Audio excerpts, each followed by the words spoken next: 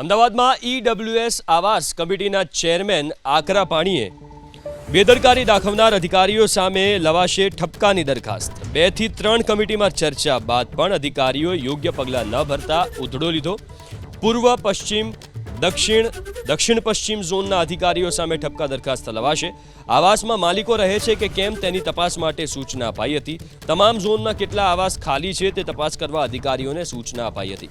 અધિકારીઓએ સર્વે ન કરતા કમિટીના ચેરમેને આદેશ આપ્યા। તો ઈડબ્લ્યુએસ આવાસ કમિટીના ચેરમેન આકરા પાણીએ અમદાવાદમાં બેદરકારી દાખવનાર અધિકારીઓ સામે ઠપકાની દરખાસ્ત લાવવામાં આવશે।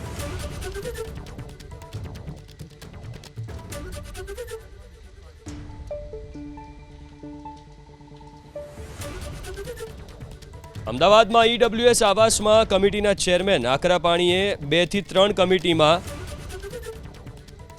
ચર્ચા બાદ પણ અધિકારીઓએ યોગ્ય પગલાં ન ભરતા ઉધડો લીધો।